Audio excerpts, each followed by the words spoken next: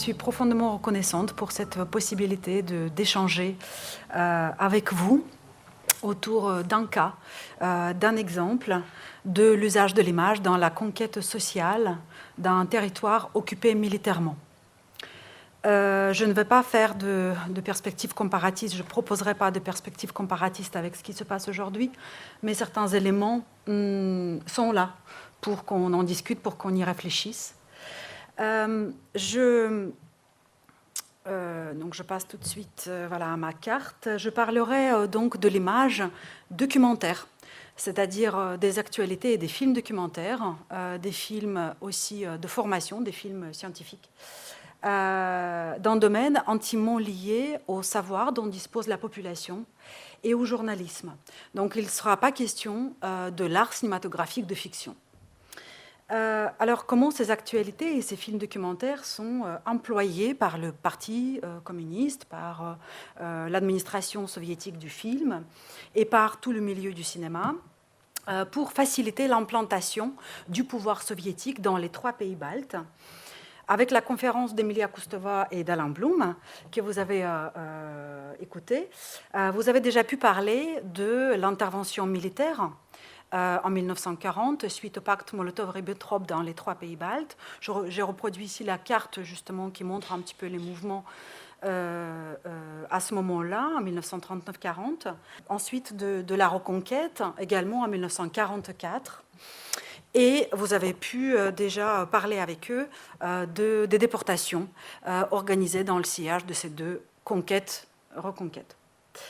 Nombre de chercheurs de la région et sur la région ont écrit depuis ces 20 dernières années sur les vagues de violence comportant les expropriations, les déportations, les exécutions et sur leur articulation avec des phases où le pouvoir soviétique a cherché des accommodements, on va dire, avec les populations locales.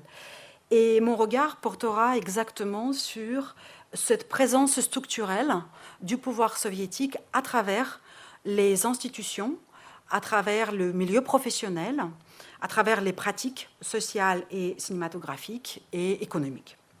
Donc, c'est plus d'une occupation au sens juridique du terme qu'il s'agit, en l'occurrence. Il s'agit d'une refonte intégrale des institutions de ces États. Il s'agit également de l'arrivée et de l'importation de tout un milieu professionnel qui fait vivre ces institutions et de leur savoir-faire. Et je vais me concentrer donc sur 2 étapes.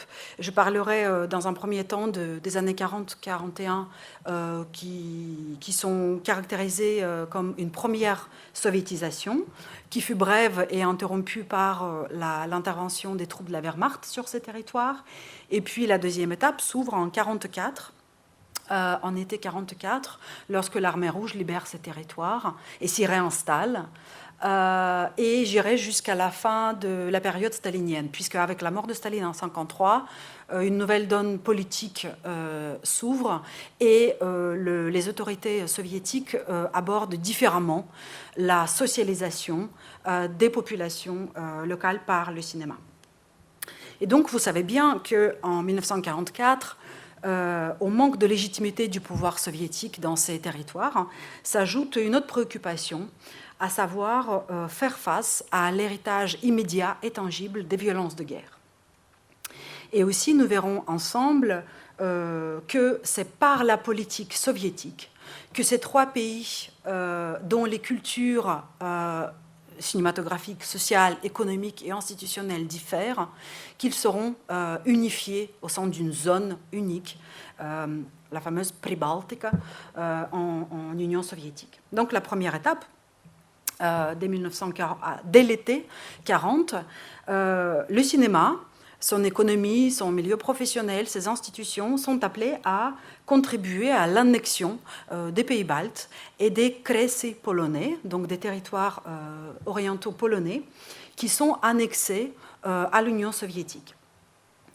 Et ils sont appelés à participer à la modification des cinémas qui existent dans ces territoires. Et ces cinémas fonctionnent depuis le début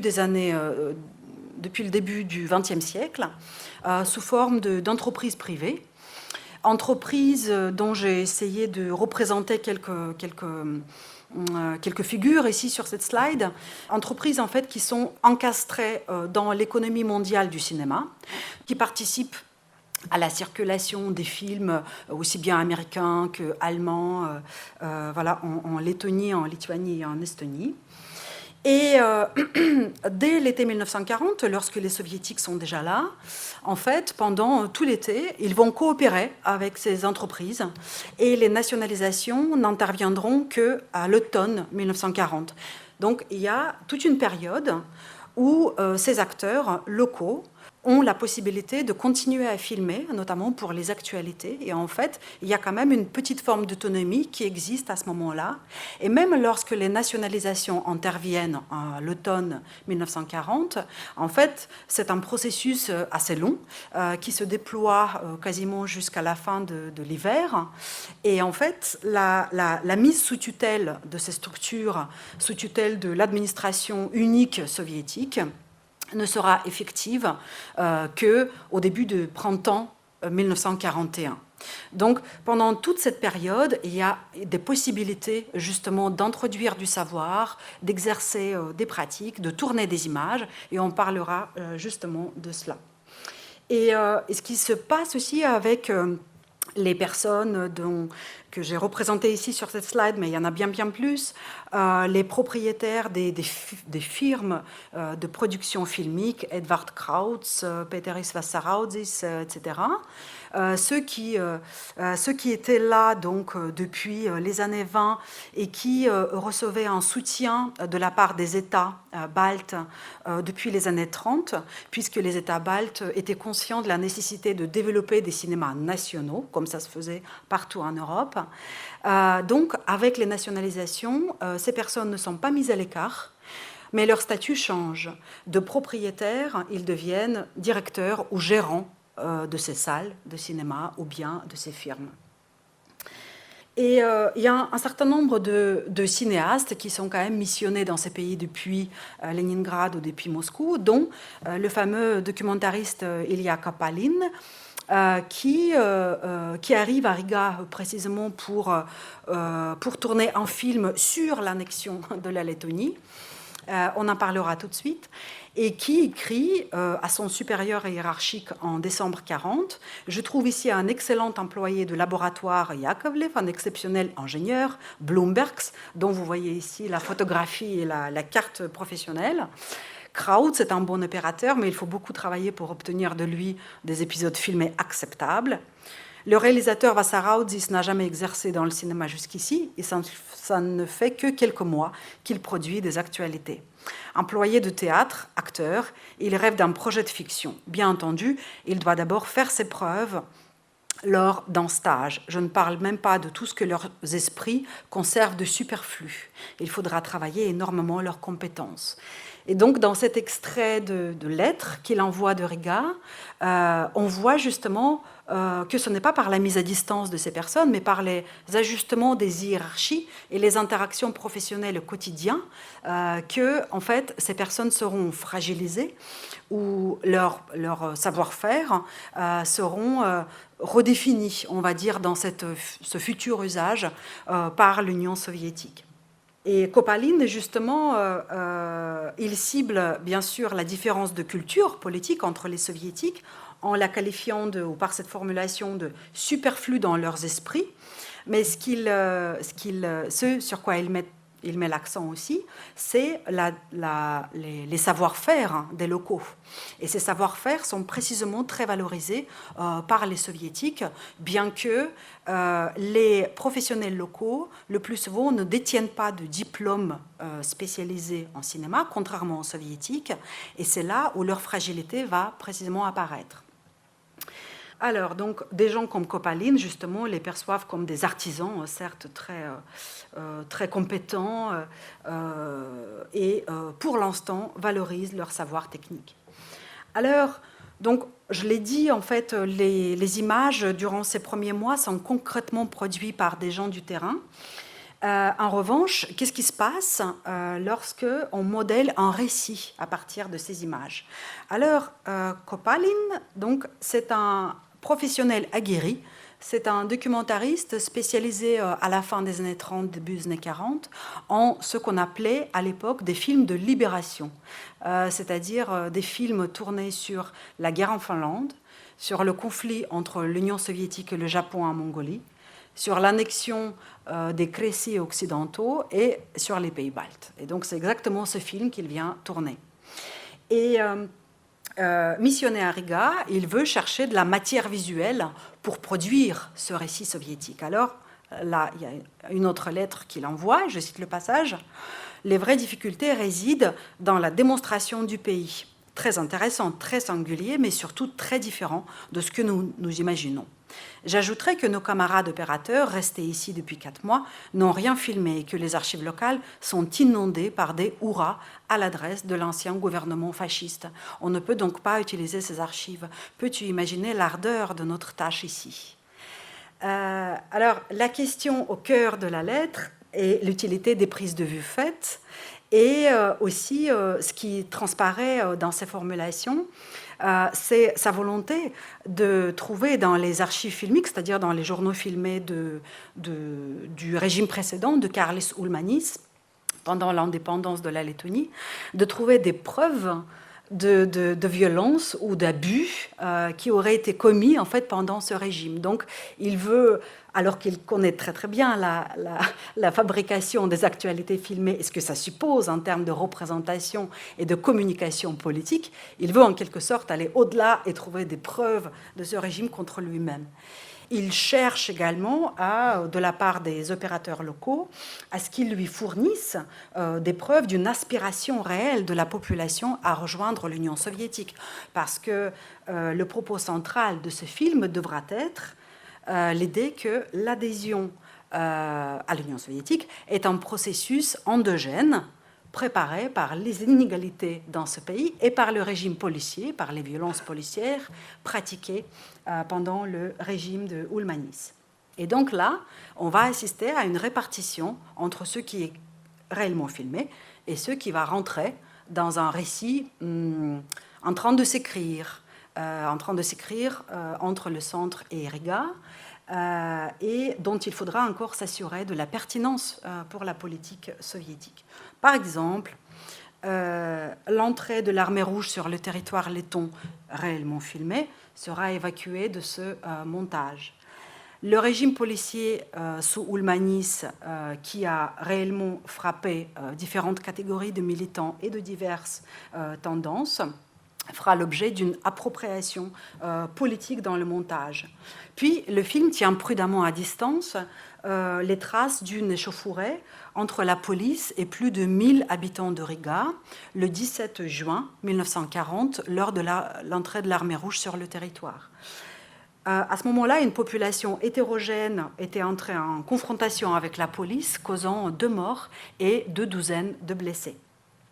Et le 23 juin, s'organise une manifestation spontanée en hommage aux victimes. Et cette manifestation est filmée, vous voyez ici quelques captures d'écran. Mais ces images ont été donc filmées, trahissent ou traduisent une certaine spontanéité dans la relation entre l'opérateur et les personnes filmées, mais ils ne sont pas inclus dans le film, bien qu'ils représentent un certain capital symbolique que l'Union soviétique pourrait utiliser. En fait, les autorités soviétiques s'efforçaient à tenir à distance les mouvements politiques locaux, notamment par crainte d'être accusés de récupération de ces mouvements. Et le 21 juin, c'est donc tout se passe dans les quelques jours en fait, le 21 juin 1940 a eu lieu à Riga la libération des prisonniers politiques, là aussi de diverses tendances, alors que les images de cette libération des prisonniers politiques sont utilisées dans le film pour construire le récit du martyre des communistes qui sont fort peu nombreux et qui viennent de Russie. Donc, masquant la complexité des relations entre diverses tendances politiques, le film dénonce les atrocités pour délégitimer le régime d'Ulmanis et détourne les images des personnes réellement sorties dans les rues. Par exemple, le commentaire en voix off plaque un slogan anachronique l'appel à établir le pouvoir soviétique aux images de ceux qui acclament la libération des prisonniers à ce moment-là. Alors, l'identité des communistes lettons est utilisée, certes, pour narrer leur martyre durant les années 30, mais le film évite quand même de souligner leur participation au pouvoir et promeut plutôt à l'image les sociodémocrates, en tout cas ceux qui soutiennent le pouvoir soviétique. Et concrètement, pour cette année 40, les prises de vue sonores avec les communistes, réellement faites à ce moment-là, qui coûtaient très très cher parce que le son était très rare, ont été mises à l'écart et de fait les communistes ont été réduits au silence dans le film. Un autre exemple de transformation du fait filmé, c'est le thème des inégalités économiques, qui est classique, traditionnel et facilement mobilisable dans ce genre de film à destination des publics internationaux. Alors, les images que vous voyez visent à montrer une redistribution des terres au profit des paysans pauvres. À gauche, vous voyez les images tournées en Lettonie, à droite, des images tournées en Estonie. Donc en Lituanie également il y a eu des tournages. Et dans les trois cas, les tournages escamotent les réformes agraires qui ont été réellement conduites dans ces pays depuis les années 20. Précisément avec l'objectif de redistribuer les terres pour affaiblir les sympathies éventuelles des paysans pour le régime bolchevique. Et donc l'impact de ces réformes varie entre les trois pays, mais en Lettonie, les grands propriétaires de terres ne sont pas indemnisés, la part des paysans sans terre baisse de 61% en 1920 à 18% en 1937. Et de toute manière, Karl Sulmanis, qui promeut activement la politique agraire et promeut le parti agraire en Lettonie, envisage en 1939 de ne garder que de petites exploitations. Donc le documentaire soviétique vient à rebours de ce qui a été réellement fait et plaque une problématique extérieure, on va dire, sur ce contexte. Et ce n'est pas anecdotique que ces prises de vue en Lettonie ont été réalisées en Latgalais, qui est une région orientale en Lettonie, une région assez spécifique, distincte de par sa culture, de par la religion pratiquée et aussi par le niveau de vie. Et effectivement, la Latgalais n'a pas profité de ces réformes agraires. Plus de 50% de ces exploitations étaient de taille inférieure à 10 hectares, ce qui a empêché leur modernisation. Ils étaient sous-financés. Donc l'opérateur qui est allé en Latgalais connaissait très bien le terrain pour saisir exactement ces images. En revanche, c'est dans la montée en généralité que se perd en fait une erreur d'interprétation. Parce que le film fait de la Latgalais un terrain représentatif de l'indigence des paysans lettons en général, et ce qui était complètement faux et ce qui ne pouvait que paraître incongru aux habitants du pays. Et la même chose peut être dite du motif de la destruction de l'industrie lourde par le régime précédent et du manque d'emploi.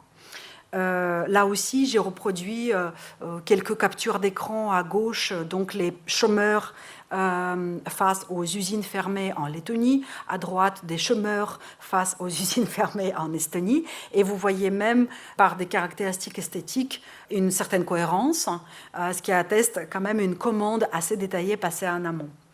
Mais ces images, là aussi, sont complètement anachroniques pour les locaux parce que la désindustrialisation date de 1915 et que dans les décennies 20 et 30, on voit un déploiement de l'artisanat, de l'industrie de la transformation du bois, de l'industrie alimentaire.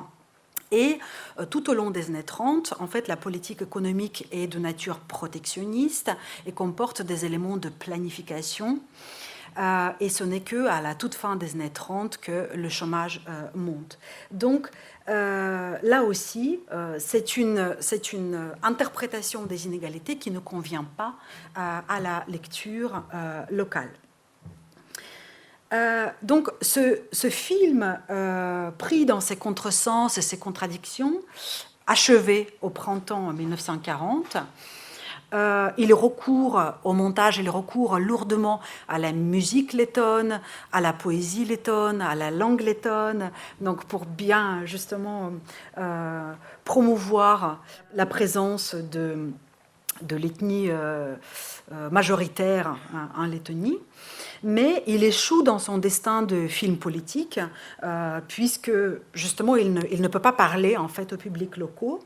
Il devient un film touristique et il s'adresse plutôt aux populations soviétiques, aux spectateurs soviétiques pour leur présenter la Lettonie. Et il est édité en 2 versions, pour la Lettonie et pour l'URSS. Et une partie de ces images est incorporée dans un film qui porte sur les 3 pays baltes et qui fait superposer pêle-mêle les chômeurs estoniens avec des paysans lettons, les prisons de Riga avec les forces d'autodéfense estoniennes, et qui donc passe un cran au-dessus dans la déterritorialisation des images, car la voix off ne précise jamais les phénomènes concrets qui sont représentés visuellement. Alors, validé par Moscou, ce film doit sortir le 1er mai 1941, et il est encore dans les salles le 1er juillet, lorsque la Wehrmacht rentre à Riga.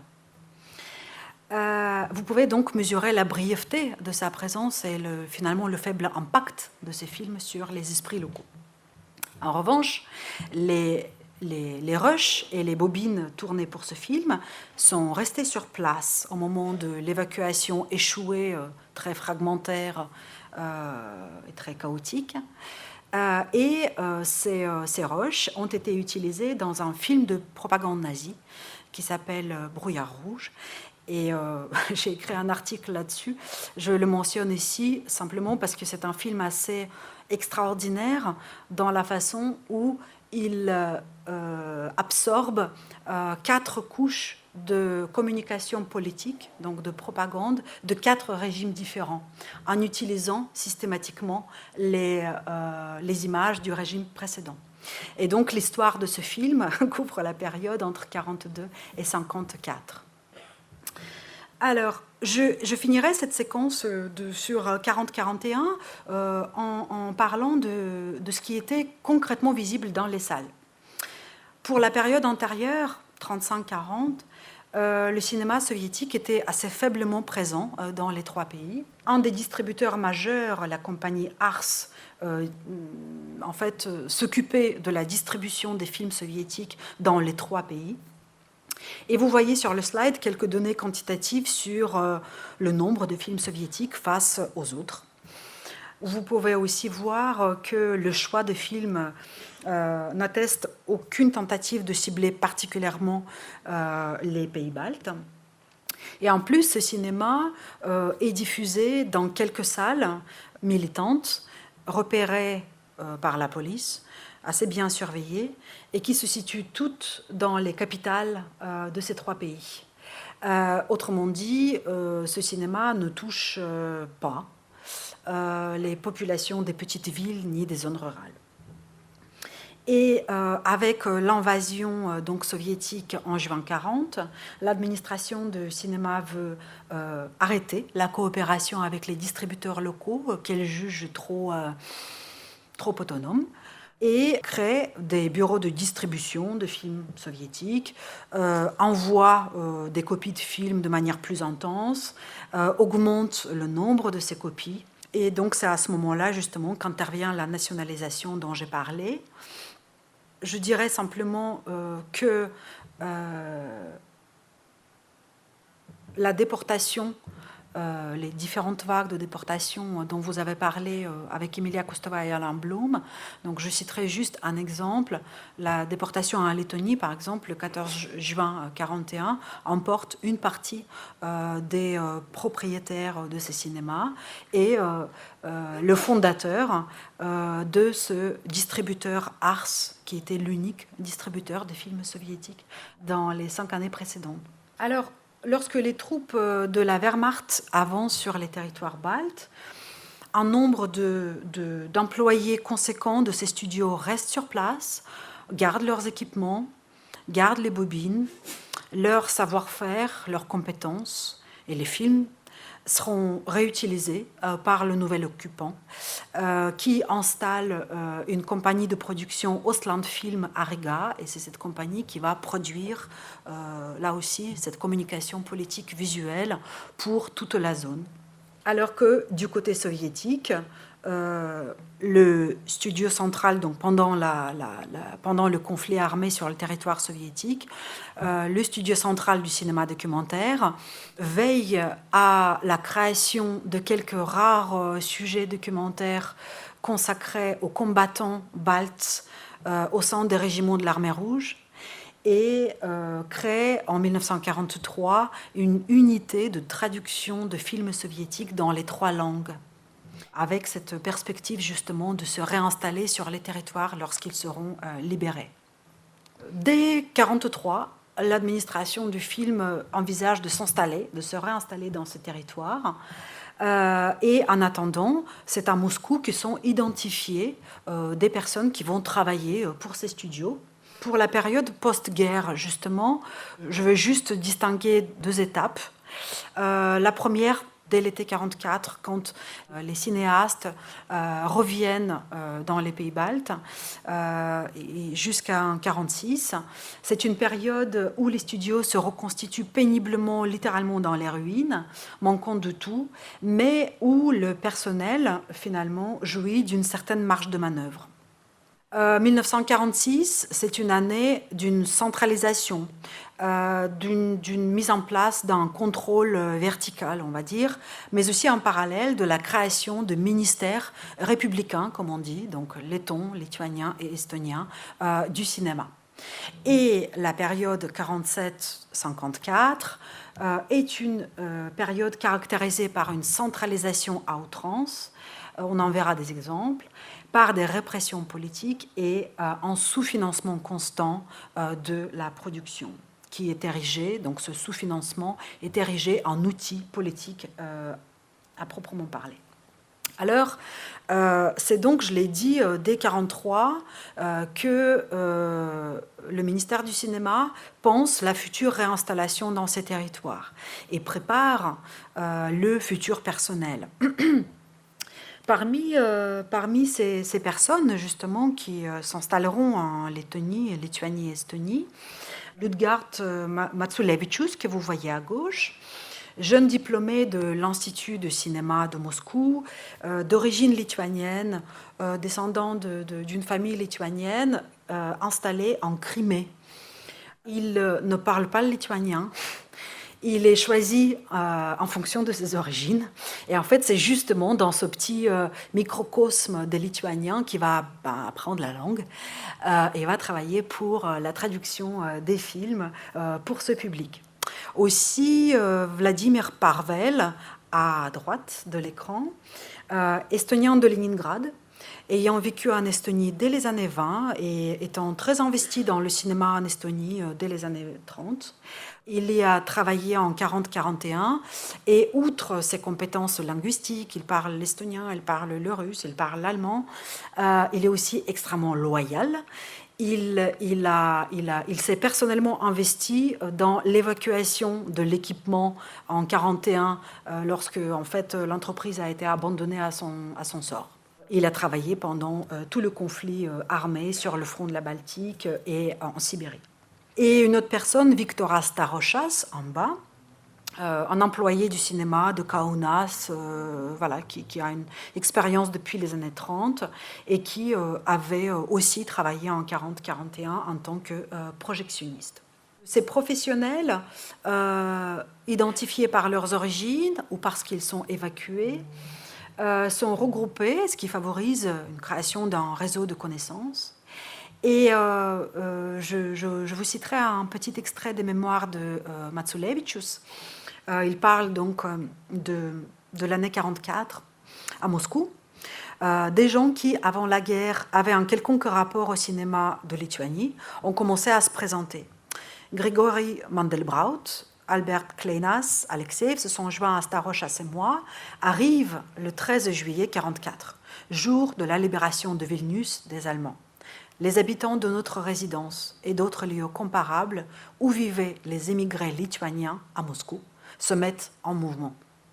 Lorsqu'ils sont envoyés en Lituanie, Maciulevičius, par exemple, ignore tout de ce pays, mais il va interagir avec ses collègues, justement, qui vont lui fournir des éléments de compréhension du contexte. Et des petits groupes s'installent sur le territoire dès l'été 1944. Et il commence à filmer dès l'été 1944, mais c'est qu'en hiver 1945 que le ministère va officiellement lancer la production. Alors, la reprise des tournages, donc là je voulais juste vous montrer un petit peu un quotidien de ces premières années via cette photo des employés du studio de Kaunas. La reprise de tournage est très laborieuse. D'abord, il s'agit de mettre en place la production des actualités, une édition régulière des actualités, donc ils en produisent que quelques bobines par an. Et puis, dès 1946, chaque studio commence à produire 48 journaux filmés en langue locale, 12 séquences pour les actualités pan-soviétiques, 6 courts-métrages, et à cela s'ajoute, dès 1947, 1 ou 2 longs-métrages documentaires qui sont une véritable fierté du système soviétique, on en parlera, et qui absorbent en fait un petit peu les ressources financières de ces entreprises. Ils se retrouvent dans les locaux détruits. En Lituanie, le studio est basé dans quelques appartements d'un immeuble habité. À Riga, les cinéastes se retrouvent dans les locaux de l'ancien studio des années 30, éparpillés dans la ville. Et à Tallinn, Parvel, que vous avez vu, s'efforce de récupérer le matériel stocké à Leningrad, de le faire revenir, de relancer la production. Les autorités estoniennes parlent éventuellement de récupération d'une ancienne synagogue détruite pour en faire un futur studio et de l'utilisation de la main-d'œuvre des prisonniers de guerre allemands pour ces travaux. Les 2 premières années sont les années de dénuement. Et pour cette raison, les autorités soviétiques ferment les yeux au début sur, par exemple, des prestations que les studios réalisent pour les privés. Ils servent d'atelier de photographie, ils fabriquent des meubles pour les sociétés locales pour s'assurer en fait des moyens de subsistance. Les archives contiennent des échos comme ça de business privé pratiqués localement. Et aussi, parce qu'il manque d'équipement pour monter et sonoriser leurs films, ils montent à Leningrad ou à Moscou, où en fait ils tissent des liens de solidarité, on va dire, et des réseaux avec leurs homologues soviétiques, qui de temps en temps leur permet de faire face à la pression des autorités locales. Et un changement de perspective s'amorce en 1946 avec la création de ministères républicains de cinéma et d'un conseil pan-soviétique composé de leurs représentants.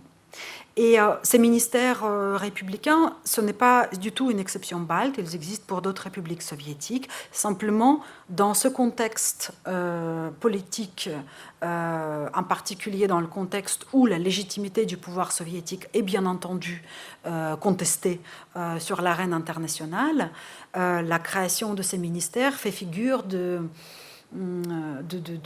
preuve du développement des cinémas nationaux, un processus dans lequel la guerre ne serait qu'une parenthèse.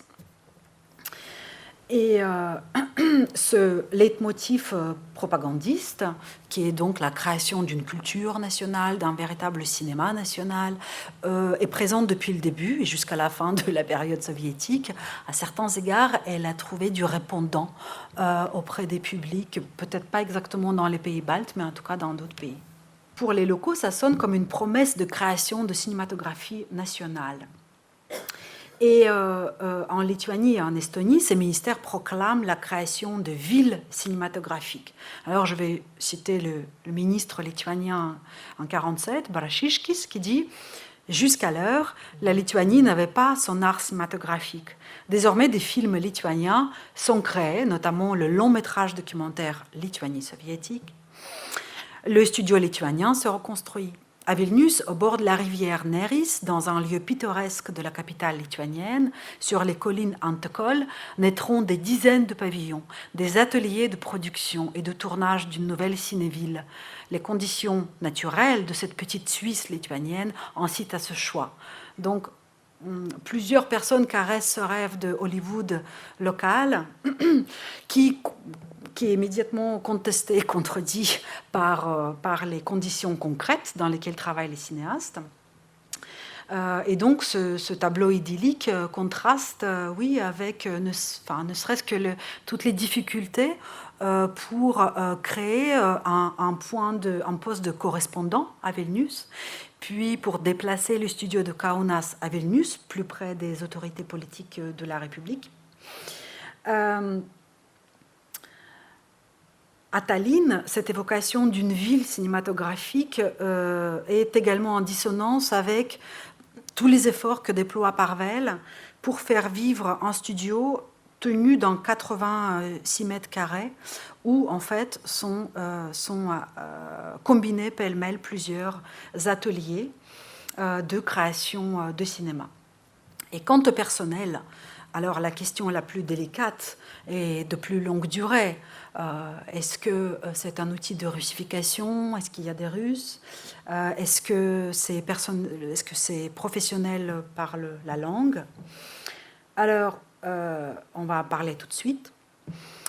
En 1949, à Vilnius, un opérateur lituanien travaillant depuis les années 30, Steponas Uzdonas, aurait avoué à son collègue que des gens de la forêt, c'est-à-dire des résistants à la soviétisation, étaient venus chez lui et lui avaient durement demandé « Pourquoi filmes-tu pour le pouvoir soviétique ?» Uzdonas aurait répondu « Si je ne filme pas, on enverra un opérateur de Moscou. » Les hôtes de la forêt ont visiblement trouvé la réponse acceptable et l'ont laissé tranquille. Ils n'ont pas eu recours à la violence. Cite son interlocuteur, qui est un cinéaste juif de Biélorussie et qui travaille à ce moment-là à Vilnius. Alors, contrairement à cette représentation assez binaire, la composition des collectifs est très complexe. J'ai déjà mentionné donc ces groupes qui sont identifiés dès la période russe pendant la guerre entre les évacués qui connaissent très très bien ces pays et les professionnels sélectionnés grâce à leurs origines, comme Matsulevicius ou comme d'autres. Lorsque ces personnes arrivent, ils se chargent de constituer des collectifs de bouche à oreille. Par exemple, pendant les tout premiers mois de 1944, quand ils relancent la production à Kaunas, se rendent au studio les anciens employés, ils se rendent de leur propre chef. De jeunes néophytes également se présentent au studio. Et se retrouvent au studio de Kaunas, tout comme à Riga, ceux qui ont travaillé pendant toute la durée de la guerre, de 1941 à 1944, sur place, ceux qui ont survécu à la détention ou qui sont des survivants de ghetto, il y en a même, c'est rare, ceux qui avaient été évacués et grâce à cela ont survécu, et enfin, donc, c'est lettons, lituaniens, estoniens de Russie. Alors, si l'orientation de ces personnes vers les territoires fait partie de la politique de recrutement et depuis longtemps, il y a un autre facteur qui n'est pas propre au contexte balte, mais qui est propre au contexte post-guerre. C'est la présence dans ces territoires des opérateurs de front, qui étaient en fait des opérateurs salariés de l'unique studio du cinéma documentaire et qui, pendant tout le conflit armé sur le territoire soviétique, étaient rattachés au régiment militaire. Et en fait, en 1946, ils sont démobilisés et ils sont ventilés entre tous les studios soviétiques. Et donc, des Ukrainiens, des gens du Caucase, des gens d'Extrême-Orient, se retrouvent en Lituanie, en Biélorussie, en Lettonie, et commencent à travailler dans ces studios. Certains pour quelques années seulement. D'autres vont y rester jusqu'à leur retraite. Donc, on ne peut que imaginer l'ambiance dans ces collectifs qui sont petits, qui ne comptent que quelques dizaines de personnes, immédiatement après la fin du conflit, entre ceux qui s'étaient trouvés des deux côtés du front. Je vous donnerai juste un exemple qui m'a intéressée dans les archives. Un opérateur juif de Leningrad, Hermans Schulatins, qui a travaillé en tant qu'opérateur de front, qui s'est retrouvé à Riga après la guerre et a dirigé le studio de Riga. Alors, il a fait une lettre de recommandation et il a recruté Laimonis Gaigals, qui est un opérateur letton, qui avait travaillé dans un studio amateur dans les années 30, dans une usine à Riga, qui a été identifié et embauché en 40-41 au studio des actualités, qui est resté sur place. Il a tourné des exhumations de victimes des violences bolcheviques à l'arrivée de la Wehrmacht sur le territoire. Il a été envoyé à Berlin en 1943 pour faire une formation d'opérateur de guerre. Et il a filmé en Courlande pendant les combats extrêmement acharnés et féroces entre les armées. Il se présente au studio et il est embauché. Et le nouveau directeur lui fait confiance. Et en fait, le passé de cet opérateur n'est secret pour personne dans ce collectif. Et puis, lorsque les administrations républicaines sont créées, elles aussi s'efforcent d'embaucher des représentants de l'intelligentsia locale venant du monde du théâtre, de la littérature, du journalisme, de l'académie, au poste de rédacteur et de directeur. Ces personnes-là sont aussi la caution de la nationalité du cinéma.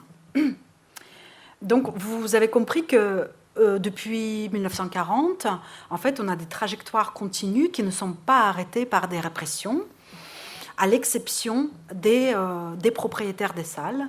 Alors, les répressions commencent précisément en 1948 et se déroulent dans un contexte très particulier où la chasse aux traîtres, parce que le chef d'accusation de collaboration n'existe pas à ce moment-là. Donc la chasse aux traîtres à la patrie s'articule avec la pression économique, les licenciements massifs, la recherche permanente du travail et la pénalisation pécuniaire du personnel, autrement dit, pour les problèmes de production des images, par exemple, ce sont les opérateurs qui vont payer les défauts de leur propre poche. Donc c'est une pression financière extraordinaire qui se canalise en fait sur les collectifs à ce moment-là. Et donc c'est là précisément où vont commencer les purges en fait. Et ces purges iront en parallèle à quelque chose que vous connaissez, qui est la campagne antisémite d'État en Union soviétique. Elle n'a rien de spécificité balte. Elle se déroule dans l'Union soviétique en général. Elle cible, vous le savez, donc les artistes, les médecins, les littéraires, le comité juif antifasciste, etc. Et donc, dans ces studios se retrouvent les personnes qui fuient la campagne antisémite à Moscou ou à Leningrad. Et à ce moment-là, parallèlement, justement surgissent ces purges dans les studios. Alors, les purges ne viennent pas du milieu du cinéma. Au contraire, même en 1948, les studios de Riga se vantent encore, par exemple, d'avoir des professionnels compétents et expérimentés et qualifiés et citent des noms. Sauf que 2 mois plus tard, plusieurs personnes de cette liste seront arrêtées, accusées d'avoir participé à la propagande nazie et voilà, ils seront condamnées à de longues peines dans un silence absolu au sein du studio. Alors, donc c'est assez intéressant justement enfin, c'est important de comprendre comment en fait ces purges s'articulent avec l'utilisation de la pression économique sur les collectifs. Et c'est là où le diplôme que j'avais évoqué pour 1940-41 joue joue son rôle, en quelque sorte, dans le processus de mise à l'écart des anciens professionnels qui ont travaillé pour l'occupant précédent ou qui sont soupçonnés de l'avoir fait. Le plus souvent autodidactes, donc ces personnes perdent en légitimité face à leurs homologues diplômés qui viennent d'ailleurs. Et donc, si pendant la première soviétisation, ils étaient déjà fragilisés, là, dans cette articulation justement de remplacement des cadres, de pression financière, en fait, la légitimité que constituent leurs compétences professionnelles craque. Cette situation entre 48 et 53, 54,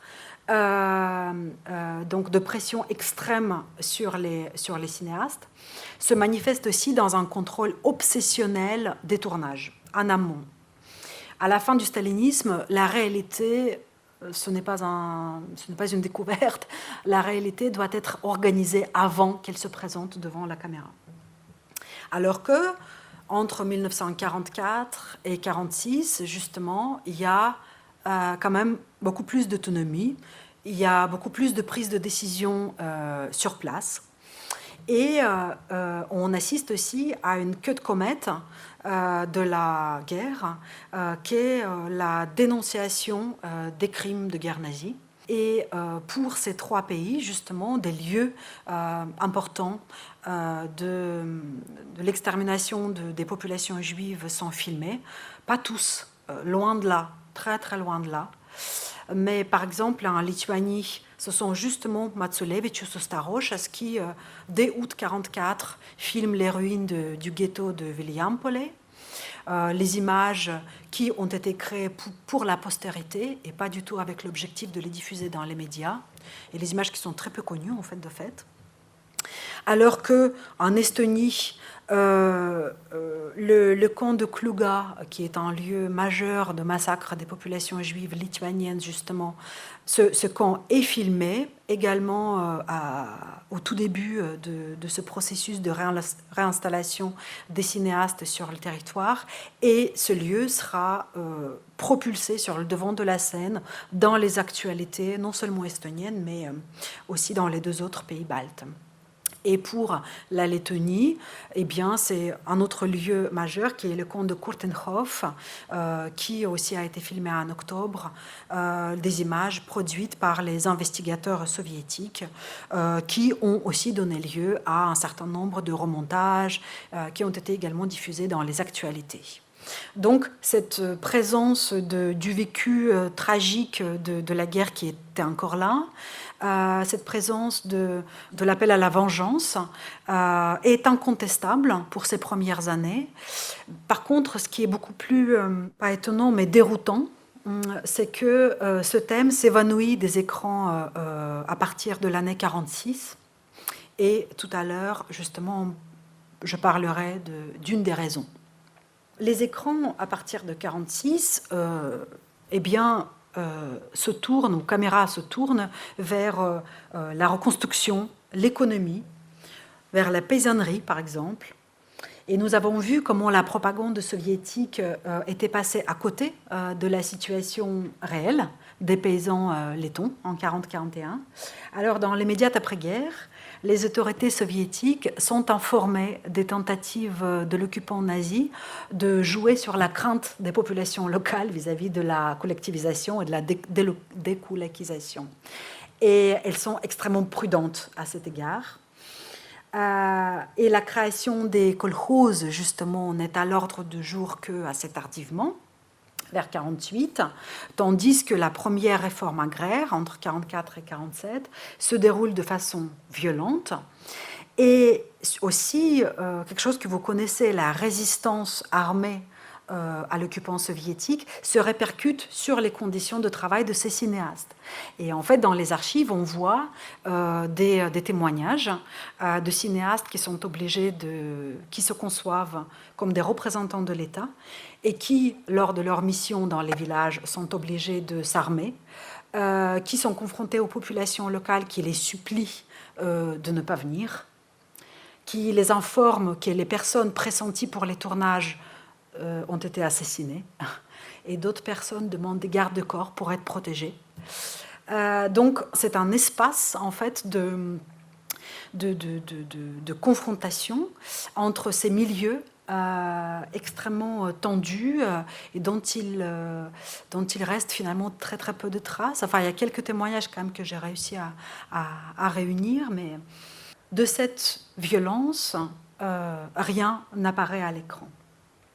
Mais à partir de 1947, les documentaires s'efforcent de fournir des justifications aux réformes agraires, en particulier en adoptant un ton assez agressif, belliciste à l'égard des fermes privées, les hutor, les considérant ou les érigeant en statut d'unité foncièrement étrangère au projet soviétique. Et puis, dès 1948, Moscou se prononce en faveur de numéros d'actualité consacrés au kolkhoz, mais là aussi de façon assez prudente. Le thème s'introduit par la petite porte, à savoir les cas des kolkhozes créés par des Estoniens ou des Lituaniens en dehors de ces républiques. Puis, certains projets apparaissent, par exemple, un scénariste lituanien fait le tour des kolkhozes qui ont été créés, pas sous pression, pour collecter des données, et à partir de ces observations propose un scénario qui est écarté au profit là aussi d'une opposition complètement binaire entre l'ancien et le nouveau, et l'imposition frontale des kolkhozes. Le deuxième trait caractéristique, une grille de lecture ethniciste qui se ressent même dans la façon dont l'administration du cinéma perçoit le milieu professionnel, est la folklorisation du regard. La grille de lecture ethniciste renvoie à la primauté accordée à la langue, aux motifs traditionnels et folkloriques et à l'origine ethnique des participants au film. Et la représentation dans ces films de la culture traditionnelle, des statuettes, des costumes, des motifs graphiques, de rites, de légendes, s'amplifie. Elle entraîne même des dépenses spécifiques. C'était assez cocasse. J'ai trouvé dans les archives justement du studio de Kaunas une facture qui témoigne d'un poste budgétaire dans un projet de film pour rémunérer l'écriture de chansons nationales lituaniennes et la location des costumes traditionnels lituaniens.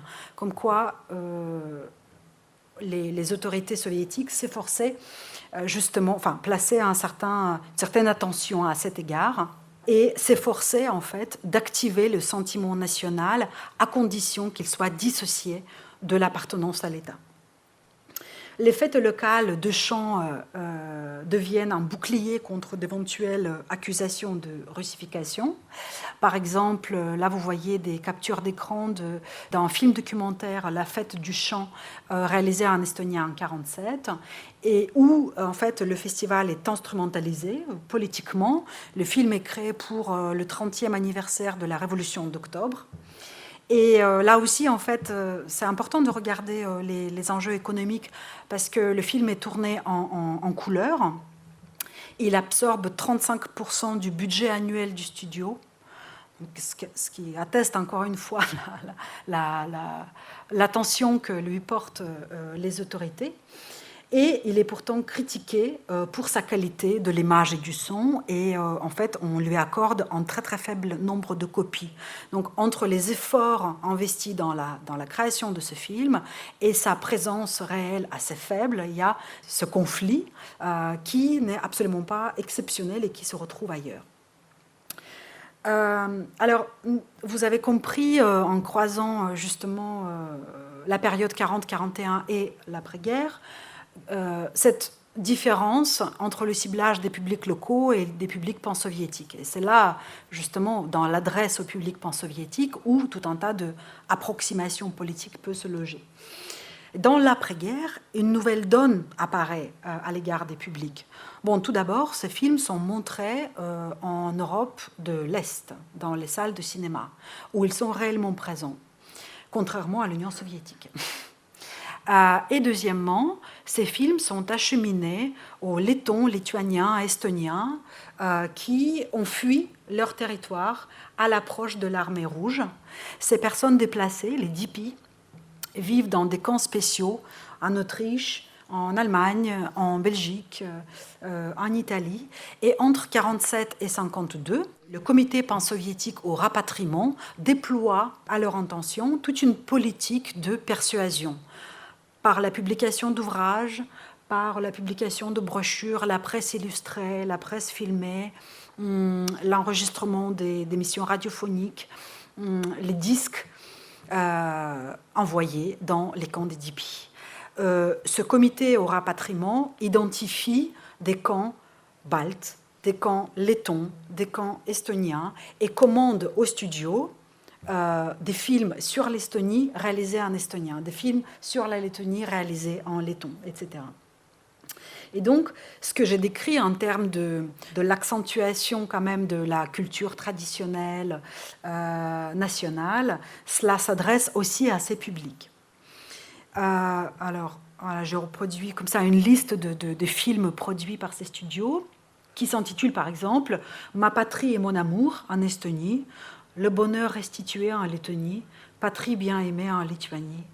Fondamentalement, ces films de propagande sont taillés pour ces publics, pour leur démontrer que la culture nationale n'est pas bafouée, qu'il n'y a pas de disette dans ces pays, et c'est tellement appuyé visuellement que voilà, qu'il y a du travail, que leurs compétences et leurs diplômes seront reconnus pour les inciter à revenir en fait, dans ces pays, bien sûr, et aussi qu'ils récupéreront leurs biens et leurs terres.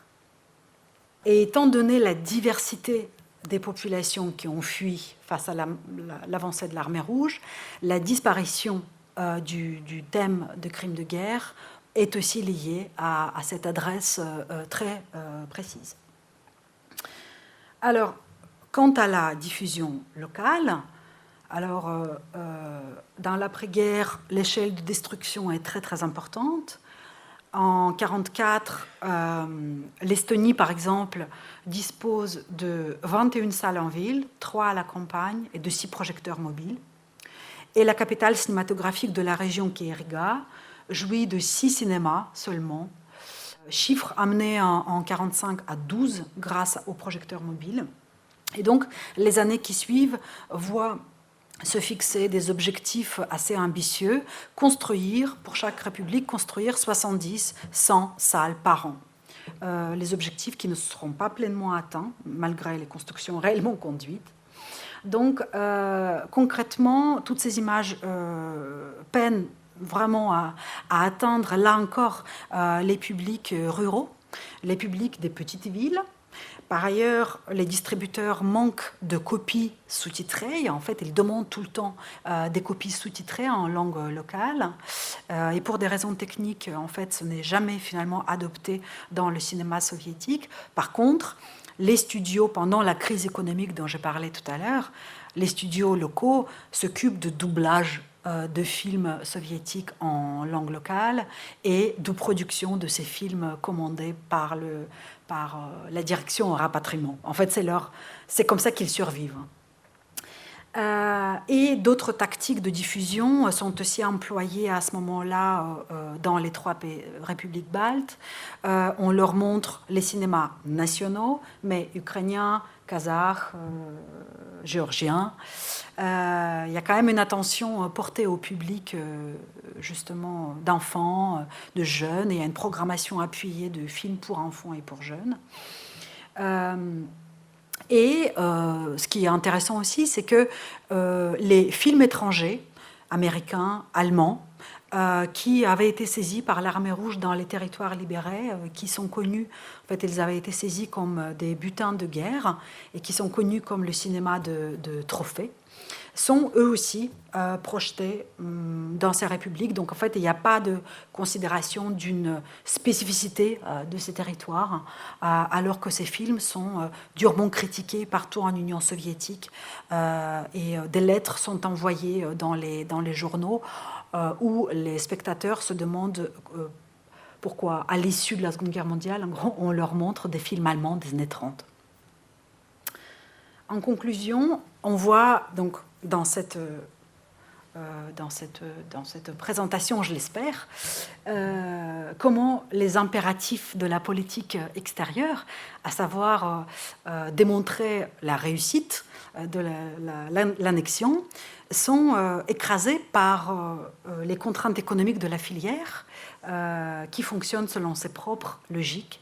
Ce qui nous amène à réfléchir à l'échec ou à la réussite et aussi aux moyens que l'État soviétique se donne pour organiser un bon fonctionnement de ce qui a été par la suite appelé des vitrines du régime soviétique. Et en quelque sorte, l'échec de cette présence de l'image ou de cette socialisation par l'image est corrélé aussi, je crois, à la brutalité de la répression. On voit également de nombreuses lignes de continuité des structures, des personnels, du maintien des locaux. On comprend combien les compétences techniques, professionnelles ont compté pour les autorités soviétiques. Et on comprend qu'il leur a été important de brandir les locaux comme un étendard d'une cinématographie nationale réellement existante. Et puis, quand même, pour une grande partie de professionnels, il y a énormément de situations, on va dire, variées, où ils aménagent leurs relations avec les publics filmés localement, leur savoir-faire, ils mettent à profit leur réseau aussi, à l'échelle pan-soviétique ou locale. Puis, ces collectifs dont j'ai essayé d'esquisser la complexité ne sont pas totalement privés avec les liens, ne sont pas totalement privés de liens, avec les territoires, ni de maîtrise des langues. Cette politique de recrutement émane sans conteste de la décision centrale. En revanche, là aussi, les cinéastes font valoir diversement leurs compétences et leur connaissance du terrain.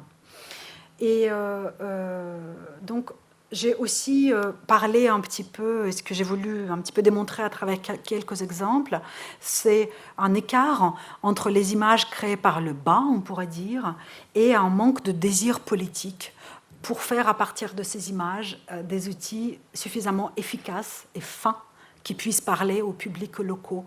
Soit il s'agit d'un manque de désir politique à l'échelle locale, soit un manque de partage de ce désir politique dans différents échelons des institutions soviétiques. Et enfin, il m'a importé de vous dire quelles sont les questions que les autorités soviétiques ont chassées dans les impasses de silence. La diversité des tendances politiques en 1940-41, la question des crimes de guerre après la Seconde Guerre mondiale. Et ces questions ont été tues pour cette nécessité, à cause de cette nécessité de ménager certains publics. Donc, merci beaucoup de votre attention et je serai ravie de discuter de tous les éléments avec vous.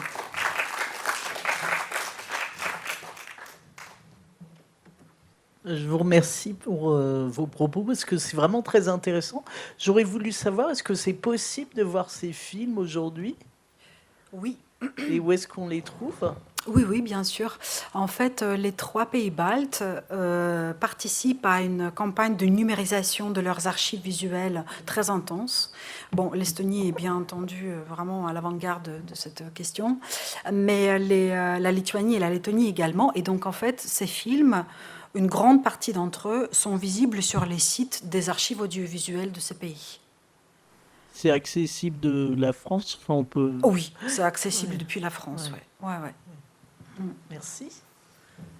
J'avais une question, tu as bien montré cette hétérogénéité du personnel, même après la purge, j'ai l'impression de 48, enfin en tout cas avant, mais est-ce qu'on a des traces justement, enfin ces gens qui vont filmer et on donne des films, par exemple, les films que tu montres, on voit qu'il y a plein de choses à manger, tout ça, donc un contraste entre une réalité et... Est-ce qu'il y a des traces de conflits internes au studio ou voilà, de cadreurs ou de cinéastes qui ne voudraient pas montrer ça, enfin de désaccords qui expriment justement, enfin, c'est toujours le problème des films de propagande, quoi, entre ceux qui prennent, en plus tu montres que ce sont des professionnels qui ont passé plein de périodes, donc qui ont quand même un regard, voilà, qui connaissent le pays. Donc est-ce qu'il y a des traces de désaccords, au-delà des questions de répression, justement? Bah, pour cette période, en fait, c'est rarissime hein, d'avoir cette race dans les archives. Tout ce que je perçois, c'est plutôt dans les témoignages personnels, soit dans les mémoires qui n'ont pas été publiés ou qui ont été publiés, mais c'est systématiquement des témoignages qui datent des années 70, 80. Mais dans les archives en tant que telles, en fait, dans les archives des studios, ce que je perçois, c'est la mise à l'écart de certains projets. Par exemple, justement, ce scénariste lituanien qui a fait tout un travail, qui a pris au sérieux, en quelque sorte, le projet agricole soviétique, et qui a fait tout un travail pendant plus d'un an d'observation du fonctionnement des kolkhozes, etc. Et donc, j'ai consulté ces notes de terrain et tout ce qui a été proposé comme une interprétation de ce qui pourrait être les kolkhozes en Lituanie. Et voilà, face à cela, un silence. Ou bien, voilà, de rares traces, par exemple l'apparition tout d'un coup de l'utilisation dans un numéro d'actualité de l'hymne national letton après la guerre. Alors là, ça a suscité toute une correspondance très soutenue entre les instances, etc. Et non seulement les Lettons, mais quasiment, franchement, toutes les républiques soviétiques étaient priées de se tenir au carreau. Donc, il y a des exemples comme ça, mais c'est assez rare. Ouais. Il y a aussi des critiques. Bon, il y a aussi des critiques, mais c'est vraiment quand le contrôle est poussé à son paroxysme de comment sont filmés les paysans, par exemple, comment sont filmées les récoltes, voilà. Et sur les films de guerre, par exemple, il n'y a pas de film qui continue à être tourné, pas une sorte d'inertie, mais qui n'est pas reprise. Alors non, non. En fait, ouais, parce que en fait, utiliser la pellicule à l'insu de la direction du studio, c'était un crime financier. Donc, personne ne s'aventurait dans... Voilà. Toute utilisation de la pellicule, elle démarrait à partir d'une prise de décision, quand même, à l'origine. Et d'ailleurs, justement, j'ai parlé tout à l'heure de Geigels, cet opérateur malheureux qui a dû purger sa peine jusqu'en 1957, et de Schulatins qu'il a recruté après la guerre. Eh bien, je ne sais pas dans quelle mesure, mais est-ce que ça a fait l'objet de tractations? En gros, quand cet opérateur est arrivé en racontant tout ce qui lui est arrivé depuis le début de la guerre, il a aussi indiqué à la direction du studio le lieu où il avait intérêt de la pellicule. Parce que c'était extrêmement précieux, extrêmement rare. Ça coûtait très cher. Non, c'est pas une question, mais c'est pour dire que j'ai fait un voyage sur les pays baltes, enfin un voyage touristique, hein, il y a quelques années, et ils sont quand même beaucoup plus traumatisés par ce qu'ont fait les soviétiques que les Allemands. Ce qui ne veut pas dire que je cautionne les Allemands, bien sûr. Mais par exemple, à Vilnius, on ne parle que de... On te fait visiter les lieux de torture, enfin vraiment, c'est... Et est-ce qu'il y a eu quand même des films, enfin c'est hors sujet, mais des films clandestins sur les seigneurs de la forêt? Non. Non? Non. En fait, il existe quand même des archives conséquentes photographiques, mais à cette période, il n'y a pas de détenteur de caméra qui ne soit pas mandaté par les institutions, en fait. surtout après une période de conflit armé, où les caméras avaient été retirées à la population. Donc, si d'aventure, il y avait encore des amateurs dans les années 30, voilà, eh bien, ces amateurs ne disposent plus de caméras. À propos, quand justement, c'est dans ces pays frontaliers que circulent aussi des objets ramenés par les soldats de l'armée rouge, ramenés de l'Autriche, de l'Allemagne, etc. Et c'est là aussi où il y a des cas où les soldats vendent au studio des caméras qu'ils ramènent d'Allemagne. Et ce que vous dites du traumatisme des populations, c'est incontestable, mais ce que vous avez observé sur place, les origines de cela remontent aussi aux années 80, 90, où cette mémoire a été créée, élaborée. Dans l'immédiate après-guerre,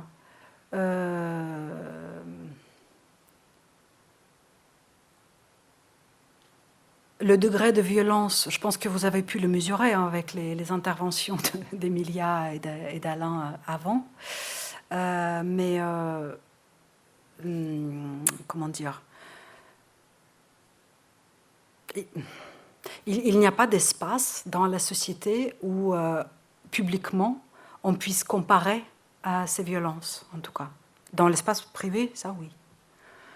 Et ce que je trouve assez intéressant aussi, c'est que le cinéma soviétique, ou en tout cas ceux qui prennent les décisions, donc les représentants de l'administration du film, ne cherchent pas à créer des films où on parle du passé nazi. On parle des crimes de guerre, ça oui. C'est-à-dire qu'on montre des preuves. Mais on ne va pas parler, on ne va pas mobiliser des expériences des locaux, de comment ils ont vécu pendant l'occupation. Ce n'est pas considéré comme un levier de propagande, en fait.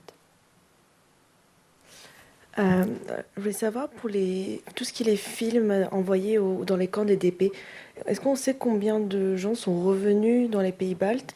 Et est-ce qu'après, quand il n'y a plus les camps, ces films, livres sont aussi envoyés à l'Ouest pour essayer de faire d'autres propagandes bien plus tard ou pas? Je vous avouerai que je ne me souviens plus exactement du nombre de personnes revenues, mais je peux regarder cela. C'est quelque part dans les notes, mais je ne l'ai pas en tête. C'est quand même une portion pas considérable, on va dire, des DP. Et ces films, en fait, ils ont été donc projetés dans les camps. Il y avait comme des unités de propagande en fait qui circulaient dans les camps et qui organisaient des projections, qui justement dans le retour par correspondance attestent tous les conflits et toutes les difficultés auxquelles ils étaient confrontés pour rentrer dans ces camps, mais qui ne laissent pas les films en fait. Ils ne laissent pas dedans, ils les emmènent ensuite. Si c'était ça la question. Quand il y a... Oui.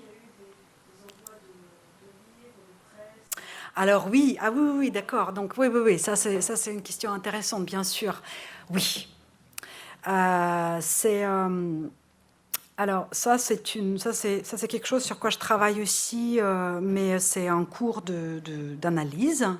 C'est la présence de ces films qui peuvent paraître descriptifs, ethnographiques, peut-être dénués de toute analyse sociale, mais qui sont disponibles dans les ambassades soviétiques ou auprès des ambassades, dans les associations. Et en fait, ce qui est intéressant, c'est que dans les années 60, à partir des années 60, justement, les différents ministères qui coopèrent autour de ces questions dans les pays baltes, ils cherchent à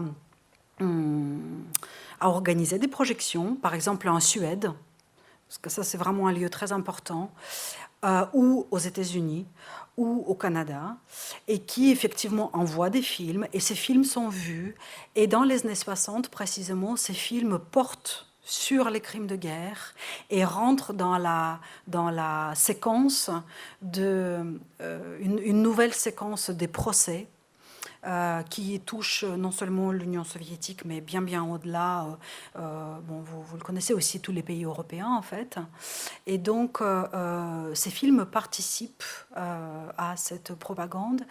Et les soviétiques cherchent aussi, constatant une difficulté, par exemple en Suède, de faire venir les représentants de la diaspora lettonne à leur projection, constatant les conflits qui se créent au sein de la diaspora à cause de cela, et les attaques en fait concrètes, ils vont essayer d'approcher des associations. Par exemple, les associations qui collectent des données sur les crimes nazis. Ou d'approcher une personne, je me souviens dans les archives, une juive lettonne qui s'est installée en Suède et qui va, malgré elle, en quelque sorte, être un relais de cette communication. Et malgré toute la charge propagandiste qui, en fait, était visible pour tout le monde dans les années 60, ces films sont quand même scrutés attentivement, y compris par les diasporas, parce qu'ils ciblaient eh bien, un certain nombre de personnes qui avaient fui et qui étaient donc, devaient être traduits en justice dans les 3 républiques baltes. Et des informations autour des projections de ces films, autour de ces personnes, autour des réactions de la diaspora circulent entre les ambassades. Juste pour revenir sur ces projections dont vous avez parlé dans les camps de personnes déplacées, ces camps se trouvaient donc dans des zones d'occupation américaines, britanniques essentiellement. Donc ça veut dire qu'il y avait une acceptation par les Américains ou les Britanniques que les Soviétiques viennent présenter des films. C'est assez étonnant quoi, de découvrir ça.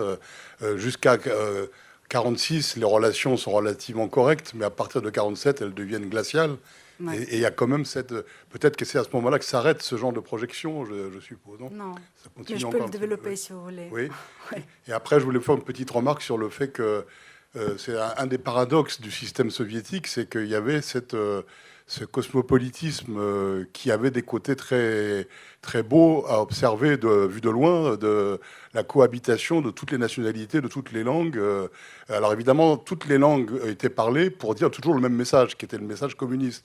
Mais quand le système s'est effondré, on n'a pas retrouvé le même degré de diversité culturelle et linguistique. Certes, le message communiste n'était plus diffusé, mais on a perdu quelque chose de cette floraison de langues et de nationalités. Je me rappelle d'un film que vous devez connaître. Moi, je ne suis pas spécialiste du cinéma soviétique. À la fin des années 30, on voit un film où on voit des gens de toutes les nationalités qui chantent des chants dans leur langue. Et puis, alors, il y a un bébé qui passe de main en main, qui symbolise le bébé soviétique typique, qui appartient à tout le monde, quoi. Et le dernier qui reçoit le bébé, c'est Shlomo Michoels, qui est un grand acteur yiddish, qui va être assassiné quelques années après, justement parce qu'il est juif, mais par les soviétiques. Mais sur le moment, en réceptionnant le bébé, il symbolise justement le bonheur qu'il y a en URSS à pouvoir fréquenter des gens de toutes les nationalités, de toutes les langues, quoi.